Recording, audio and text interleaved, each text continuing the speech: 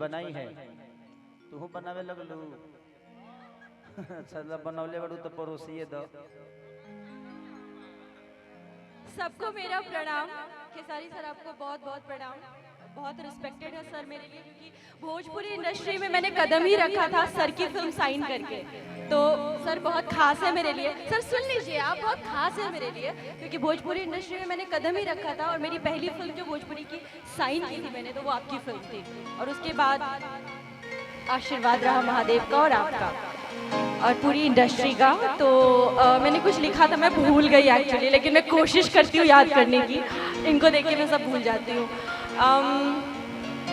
लड़कियां भी हो जाती है बेचारी, हिल जाती है ये दुनिया सारी।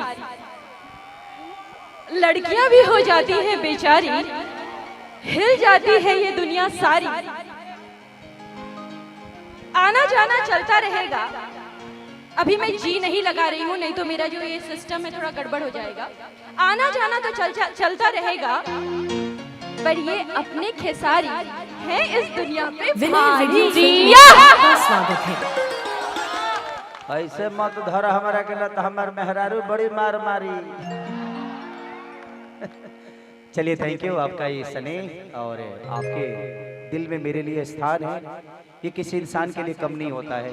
छोटी सी भी दिल में अगर आपके लिए जगह है तो दिल में जगह और किसी के लिए सम्मान बनाना बहुत बड़ी बात होती है। ये मेरे लिए सराहनीय है और दिल से थैंक यू, शुक्रिया आपका कि आज हम लोग यहाँ जुटे हैं। ये हमारे भाई का तिलक है और इस भाई के तिलक के लिए हम लोगों ने जितना प्रयास किया अपने परिवार में एंजॉय किया सबने। ये कोई कार्यक्रम नहीं था, बल्कि हम सब एक दूसरे को प्यार करने के लिए आए थे और अपने भाई का स्नेह लेने आए थे। अपने वो से भवे के लिए आशीर्वाद तो दे नहीं सकता, मैं बस दुआ करूंगा अपने छोटे भाई और उस भवे के लिए कि आजीवन इनके जीवन खुशियों से भी ऊपर हो, भगवान इनको हमेशा बनाए रखे और हमेशा ये हंसते रहें। शादी के 1 साल बाद फिर मैं यही दरवाजे पे सोहर गाने के लिए आऊं, मेरा प्रयास रहेगा। राजा हमारा से बजा देना, हमारे बंटी बाबू का गाना है भाई। एक 2-3 गो गाना 100-200 मिलियन हो गए, बताई खर्चा के कुछ रुपया।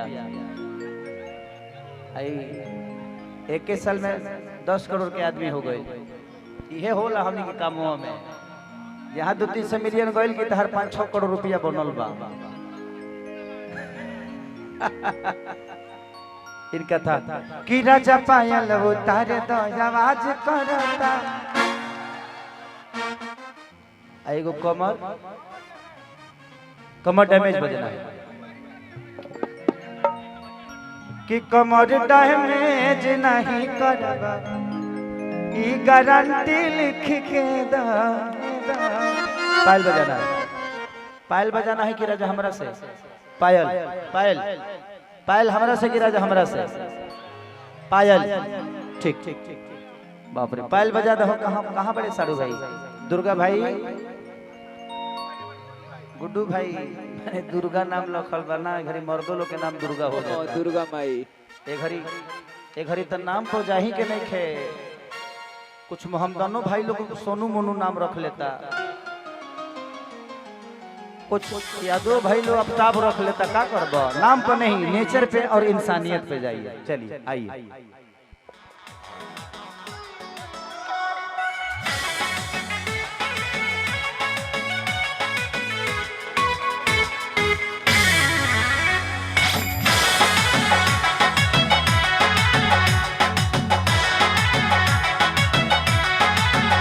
बड़ा झरले बाड़ू गजर मरले बाड़ू, सुन भोरही से मूड तू बिगड़ले बाड़ू। बड़ा झरले बाड़ू गजर मरले बाड़ू, सुन भोरही से मूड तू बिगड़ले बाड़ू। पहले से ज्यादा मन आज करता, अरे आज करता। दिल हमरा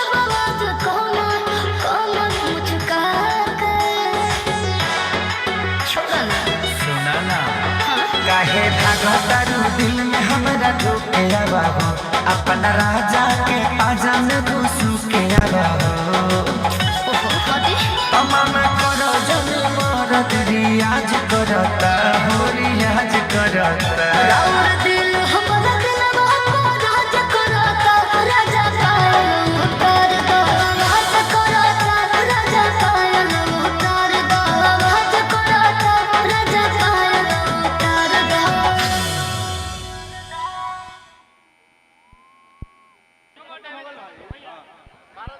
हाँ अंतरवा काट हेलो।